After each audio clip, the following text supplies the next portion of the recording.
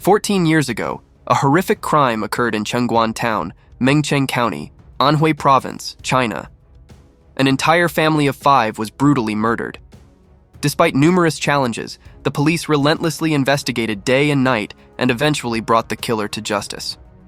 What exactly happened on that day? How was the murderer captured? Stay tuned to today's video as we uncover the truth. Welcome to Crime Documentary Files. At 11 p.m. on April 9, 2010, a phone call broke the silence at the 110 Command Center of the Mengcheng County Police Bureau, Anhui Province. The call came from the Yongkang Rolling Door Company in Chengguan Town. The caller identified himself as Dai Jianye. Breathing heavily, he reported that a burglar had broken into his home. "Please come quickly." Dai Jianye's voice was shaky. After giving his address, loud screams could be heard on the other end of the line.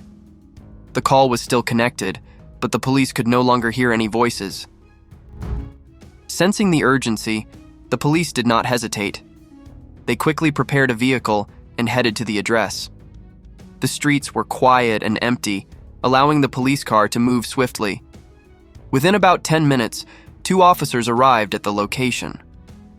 The Yongkang Rolling Door Company was also a 2-story house situated on a large plot in the outskirts. There were no streetlights or neighbors nearby, making the area quite dark and silent. Upon arrival, the 2 officers knocked on the door and shouted, but received no response. There was no sound from inside either. Recognizing the gravity of the situation, officers Liu Chaohong and Chen Baoliu tried to find a way to get inside.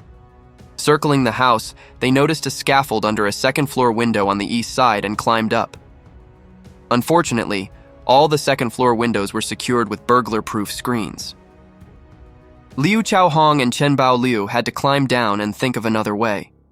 They then discovered a ground-floor window near a field, which was open and lacked burglar-proof screens.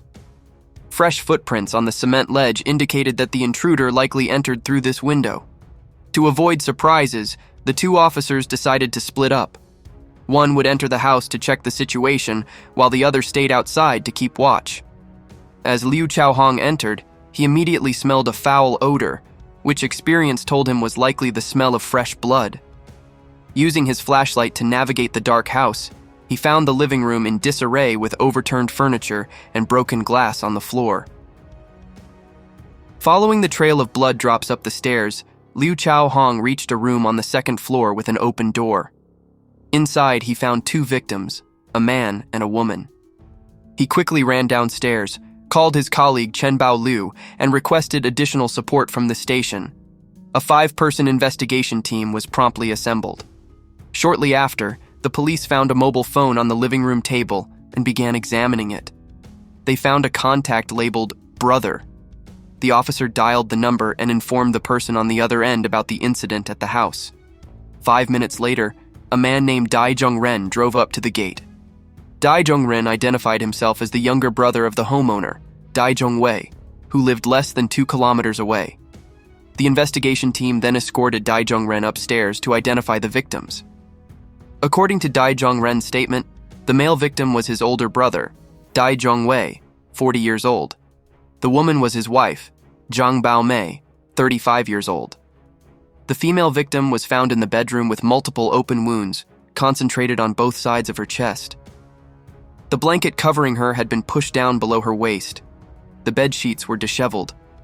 Zhang Baomei's head was not on the pillow, which had fallen to the floor at her feet.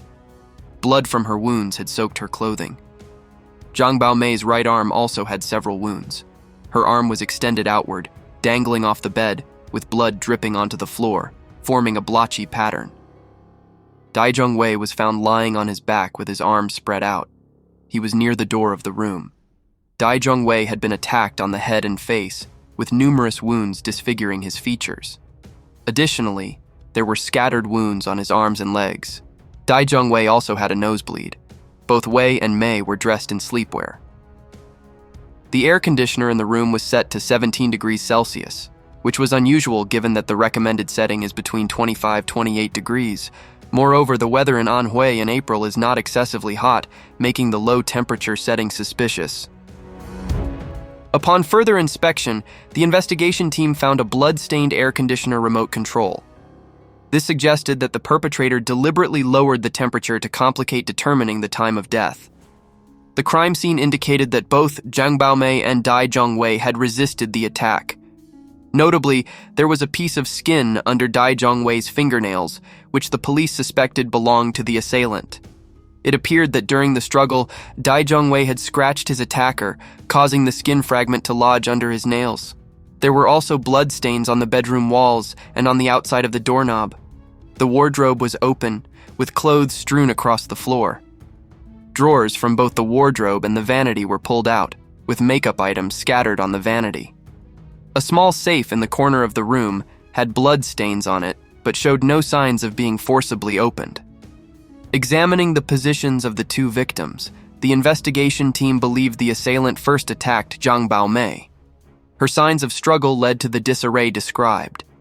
During the attack on Zhang Baomei, Dai Zhongwei became aware and attempted to intervene. Bloodstains were found near the wardrobe, trailing from that area to where Dai Zhongwei's body was found near the door. This indicated that he was attacked near the wardrobe and tried to reach the door but ultimately could not escape the assailant. The forensic examination results revealed that Dai Zhongwei died from severe head trauma, causing a fatal brain injury. The wounds on his arms and legs were relatively shallow and not life-threatening. The murder weapon used on Zhongwei could have been a metal rod or a sharp object, possibly a dagger or a switchblade. Additionally, Zhongwei's jaw was broken, his eyelids were torn, and his face was bruised and disfigured. Zhang Baomei, on the other hand, died from multiple chest wounds that caused massive blood loss and a fatal injury to the heart. The police then moved to another bedroom, where they found two elderly victims, a man and a woman. Dai Zhongren identified them as Zhang Dabing, 70, and Wu Qingtai, 68, the parents-in-law of Dai Zhongwei. Both were found dead in bed with a single, deep chest wound, indicating a powerful blow. Their bodies were positioned neatly, showing no signs of struggle. Like the bedroom of Dai Zhongwei and his wife, this room was also in disarray, suggesting it had been ransacked. On the second floor, there was a private bathroom. Upon inspection, the police found the door damaged, with handprints on the outside and a broken lock. Inside, they discovered the body of a young boy. The police suspected this was Dai Jianye, who had called to report the burglary. Dai Zhongren confirmed it was his 12-year-old nephew, the son of Dai Zhongwei. Dai Jianye was found lying on his back on the floor with injuries to his forehead and abdominal bleeding. The back of his head was severely dented, and blood was found on both his forehead and the back of his head.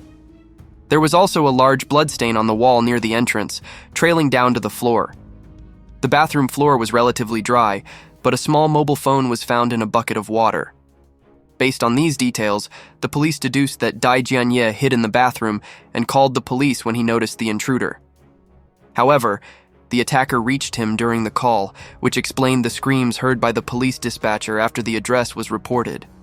The injuries on Dai Jianye's forehead suggested that the assailant had repeatedly slammed his head into the wall before he fell backward, causing the dent in his head. Finally, the attacker repeatedly stabbed the boy in the abdomen. The mobile phone in the bucket of water indicated that the attacker had snatched it from the victim and thrown it into the water to disrupt communication with the police. Blood and dirt-stained shoe prints were found in the second-floor hallway, belonging to two different individuals. The shoe sizes were measured at 25 cm and 27 mm, corresponding to shoe sizes 41 and 44, suggesting the attackers were likely two adult men. A search around the house did not uncover any objects that could be the murder weapon, implying that the attackers had taken it with them to dispose of it. No fingerprints were found in the house, indicating that the attackers wore gloves to avoid identification.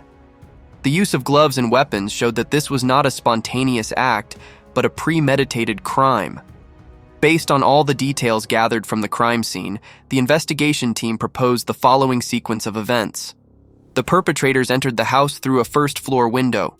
They then moved to the second floor and first targeted the bedroom of Zhang Debing and Wu Qingtai. These elderly victims were attacked suddenly and had no chance to resist, leading to their immediate deaths.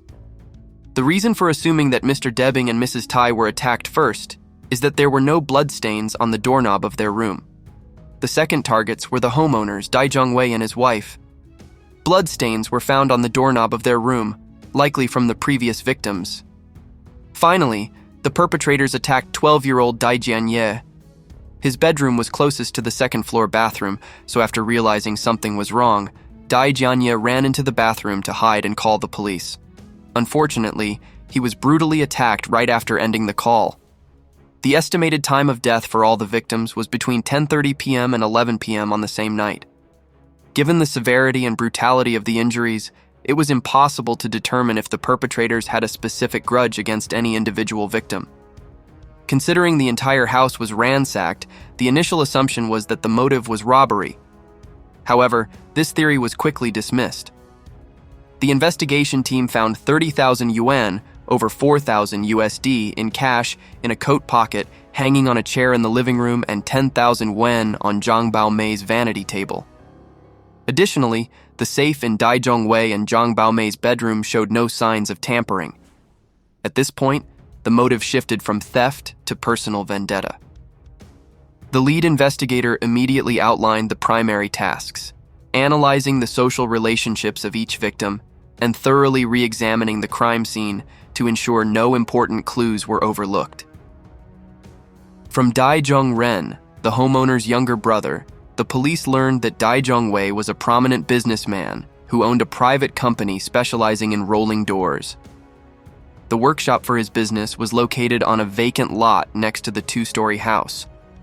Due to the low cost of land in the suburbs, Dai Zhongren built both the house and the workshop there to save money. However, the area was relatively isolated and not a prime location, prompting Dai Zhongwei to consider relocating. Sadly, this tragedy occurred before he could move. Regarding the family's social relationships, Dai Zhongren mostly provided information about Dai Zhongwei and his wife, as the other victims were elderly and had limited social interactions, and the young victim was too young to have any conflicts. Dai Zhongwei, being a businessman, had numerous friends, colleagues, and business partners, not all of whom were friendly. Dai Zhongren, who worked for his brother, was well aware of these individuals. Among those acquainted with Dai Zhongwei, he was particularly wary of Zhang Jianli. Zhang Jianli was a supplier for Dai Zhongwei's company and had repeatedly inflated the prices of materials compared to other market suppliers. When this was discovered, Dai Zhongwei decided to end their partnership and warned others not to do business with Zhang Jianli. These warnings from Dai Zhongwei cost Zhang Jianli many business opportunities. Zhang Jianli had tried several times to negotiate with Dai Zhongwei, but to no avail. In his anger, Zhang Jianli often brought people to Dai Zhongwei's home to cause disturbances, prompting Dai Zhongwei to seek intervention from local authorities. Despite this, Zhang Jianli harbored deep resentment, declaring, "I will bankrupt Dai Zhongwei's company." With this information, the investigation team immediately went to Zhang Jianli's house to question him. He claimed that on the night of the murders, he was drinking heavily at a friend's house and couldn't remember anything. The team then interviewed his friend Wu Zhifan, who confirmed that they had been drinking together that night. Around 10 p.m., Zhang Jianli said he couldn't drink anymore and left. Wu Zhifan did not know where Zhang Jianli went or what he did afterward. Returning to Zhang Jianli's house, the investigators felt he was being dishonest. At this point, they spoke with his wife, Yuan Qixi. She revealed that on the afternoon of April 10th, her husband said he would be visiting Wu Zhifan.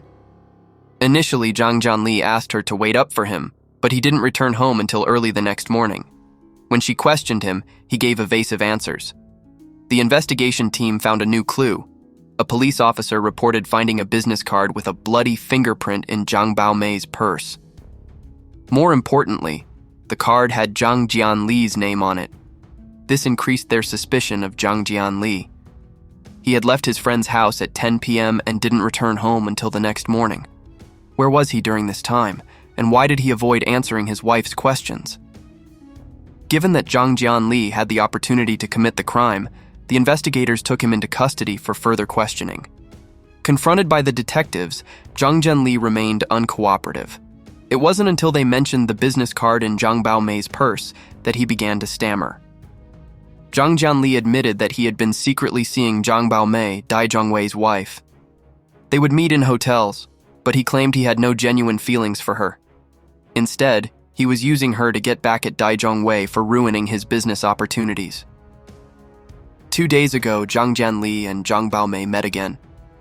Wanting to cause Dai Zhongwei emotional pain by revealing his wife's affair with an enemy, Zhang Jianli deliberately left his business card in Zhang Baomei's purse. The night before the murders, after leaving his friend's house, Zhang Jianli met another lover at a hotel where they stayed together until morning. The investigation team immediately went to the hotel Zhang Jianli mentioned. Surveillance footage from the hotel's front desk confirmed Zhang Jianli's alibi, proving his account was true. Thus, it seemed he was not involved in the crime. Subsequently, the police matched the bloody fingerprint on the business card to the victim, Zhang Baomei. This finding puzzled the investigators. When analyzing the blood at the scene, 2 blood samples did not match any family member. The police suspected these belonged to the perpetrators, who may have been injured during the attack. The investigators hypothesized that the assailants planted the business card back in Zhang Baomei's purse, pressing her fingerprint onto it to mislead the investigation. This would explain why the card ended up back in her purse. The investigators concluded that the perpetrators likely avoided main roads to prevent being seen with blood-stained clothes. They organized a search along nearby fields. During the search, the police discovered a well containing blood-stained clothes and weapons, likely discarded by the perpetrators. Upon examination, the blood on the clothing matched that of Dai Zhongwei's family.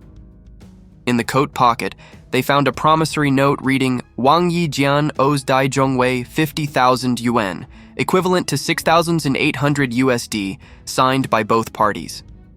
Who was Wang Yijian, and what was his connection to the case? To answer this question, the police investigated and discovered a man in Mengcheng, known by the nickname Wang Yijian, whose real name was Wang Tiezhong. They also learned that Wang Tiezhong had a close associate named Wang Xiaoqiang. Could these two have murdered Dai Zhongwei's family? The investigation team quickly located and questioned both men. Initially, Wang Tiezhong refused to cooperate, but he panicked and confessed after the police presented evidence. Surprisingly, Wang Tiezhong and Wang Xiaoqiang were not the murderers, but the masterminds behind several other robberies. Wang Tiezhong admitted owing Dai Zhongwei a large sum and planned to rob others to repay his debt. However, the police were skeptical and conducted DNA tests. The results showed that Wang Tiezhong and Wang Xiaoqiang's DNA did not match the 2 unknown blood samples from the crime scene. Although they were cleared as suspects in the murders, Wang Tiezhong and Wang Xiaoqiang were detained for their involvement in other thefts. The investigation team decided to analyze clues from the location where the weapons were discarded. The well, hidden deep in the fields, suggested that the perpetrators were familiar with the area. Given that the murders occurred late at night and the perpetrators quickly disposed of the evidence, the police inferred that the assailants were likely locals. Based on this reasoning, the investigation team collected DNA samples from the men in the village, hoping to find the perpetrator. However, the results showed no matches. Despite this, they persisted in patrolling the surrounding area. Eventually, they discovered a crucial clue. During their investigation, they noticed an elderly man in the village who seemed to be watching the police surreptitiously. This man, He Fang Sui, lived about a kilometer from the victim's home. The team analyzed He Fang Sui's DNA, but it did not match the blood samples from the crime scene. The case seemed to be hitting a dead end. A few days later, the team uncovered another lead. They learned that He Fang Sui had a son named He Mingming, who used to work at the Yangkang Rolling Door Company. Importantly, He Mingming was not at home, and his whereabouts were unknown to his family. Suspecting that He Mingming might be involved and had fled, the team began searching for him. Through He Mingming's friends, the police found his social media account. They created a fake account, befriended him, and began chatting. During their conversation, He Mingming revealed that he was in Chengguan Town, Chengguan Province. The police arranged to meet He Mingming at a coffee shop, but he failed to show up. Meanwhile, the Jilin police reported finding a male body in a hotel in Chengguan Town. Upon checking and verifying the information, They confirmed that the deceased was He Ming. The cause of death was pesticide poisoning. The police searched He Ming's hotel room and found a bottle of poison. The hotel staff mentioned seeing He Ming getting a haircut at the shop across the street before the incident. After returning from the haircut, he knocked on the door of another room on the same floor, but received no response, so he went back to his room alone.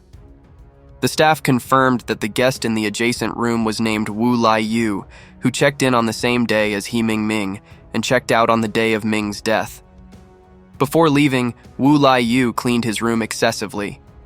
Suspicious, the police inspected the room Wu Lai Yu had stayed in. Near the window, they noticed a clear view of the hair salon where He Ming had gone. Believing that Wu Lai Yu could provide valuable information, the investigators began searching for him. On April 27, 2010, Wu Lai Yu was arrested in Harbin City. DNA comparison confirmed a match with one of the blood samples from Dai Zhongwei's house, making Wu Lai Yu a prime suspect in the murder of the 5 family members. During interrogation on April 9, 2010, Wu Lai Yu initially denied any involvement. However, after persistent questioning, he finally confessed to his crimes.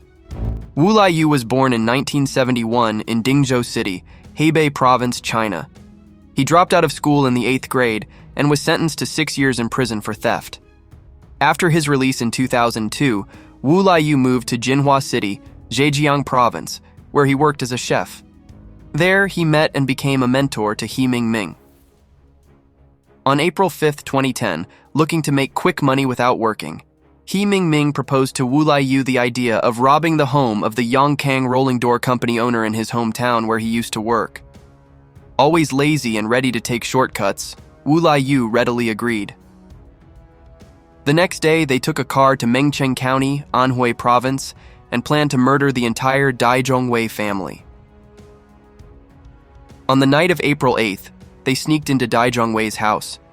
Seeing too many people, they postponed their plan. The next night, at around 10:30 p.m. on April 9th, Wu Lai Yu and He Ming brought knives and metal rods to the Yongkang Rolling Door Company, which was also Dai Zhongwei's 2-story home. They successfully broke in and went upstairs. First, they murdered the elderly couple, Zhang Debing and Wu Qingtai. Next, they entered the master bedroom and killed Dai Zhongwei and his wife. Finally, they killed their son, Dai Jianye. Knowing Dai Jianye had called the police, they hurriedly left the scene, taking only 800 yuan. They grabbed a promissory note from the living room table, hoping to frame the debtor. While fleeing, He Ming called his adoptive father, He Fangshui, and confessed to the murders. Wu Lai Yu also informed his girlfriend, Wang Ruihua. They received clothes from He Fangshui and took a bus to Jilin Province on the morning of April 12th. That afternoon, they met with Wang Ruihua, who gave them money and encouraged them to flee. Because He Ming used to work at Yongkang and lived near the crime scene, Wu Lai Yu considered killing his accomplice to eliminate any potential links to him. After arriving in Jilin, Wu Lai Yu suggested that He Ming buy pesticide to commit suicide if necessary. Wu Lai Yu pretended to part ways with He Ming, but secretly watched him. When he discovered He Ming had arranged a meeting with an online friend, Wu Lai Yu felt threatened. He told He Ming that the police might be onto them and suggested they both commit suicide. On April 14th, after getting a haircut at a shop opposite the inn, He Ming knocked on Wu Lai Yu's door. Receiving no response, he assumed his accomplice had already committed suicide. He returned to his room and drank the pesticide. Unbeknownst to him, Wu Lai Yu was faking his death in the next room. After He Ming's suicide, Wu Lai Yu met with Wang Ruihua on the morning of April 15th, receiving more money to continue his escape. Wu Lai Yu later confessed that he and He Ming had discarded the murder weapons in a well while fleeing. On April 21, 2011, Wu Lai Yu was convicted of murder and robbery and sentenced to death. His girlfriend, Wang Ruihua, received an 8-year prison sentence, and He Fangshui was sentenced to 6 years for harboring a criminal. Although He Ming died before the truth was revealed, the law posthumously held him accountable, with the same sentence as Wu Lai Yu. On July 10, 2012, the execution of Wu Lai Yu was carried out. This case, with its many twists and turns, ultimately saw justice served. The sentences handed down to the perpetrators and their accomplices were widely regarded as fitting. What do you think? Share your thoughts in the comments below. Thank you for joining us today. See you in the next video. Don't forget to like and subscribe to Crime Documentary Files for updates on our latest videos.